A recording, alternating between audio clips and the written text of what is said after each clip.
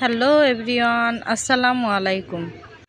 রুই মাছ কম বেশি সবারই পছন্দ। টমেটো ও আলু দিয়ে এভাবে ঝোল করে রুই মাছ রান্না করলে খুবই মজা লাগে। সবাই বাসায় অবশ্যই চেষ্টা করবেন। চলুন তাহলে রেসিপিটা পুরোটা দেখে নিই। এখানে আমার লাগছে 3টি টমেটো ও কিছু আলু। আলুগুলোকে আমি এভাবে গোল গোল করে কেটে নিয়েছি, আর টমেটোগুলোকে 4 ফালি করে কেটে নিয়েছি, দেখতেই পাচ্ছেন। এ পর্যায়ে আমি রুই মাছগুলোকে লবণ, মরিচ, হলুদের গুঁড়া, সজের গুঁড়া দিয়ে মেখে ভেজে নিচ্ছি। দেখুন, আমি ডুবো তেলে মাছগুলোকে ভেজে নিচ্ছি। মাছগুলো ভাজা হয়ে গেছে।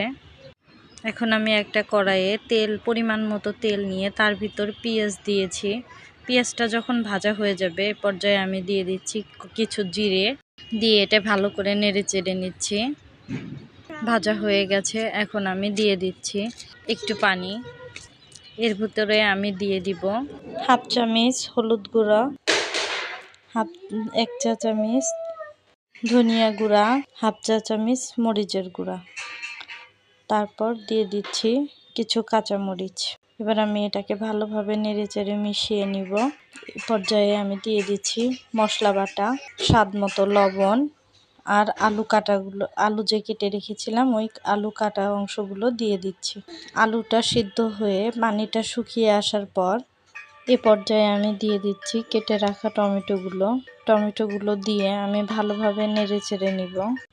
এভাবে আলুর সাথে ভালোভাবে মিশিয়ে নিয়ে একটু সময় মিডিয়াম আঁচে জাল দিলেই দেখা যাবে টমেটো থেকে পানি ছেড়ে টমেটোটা সিদ্ধ হয়ে এসেছে।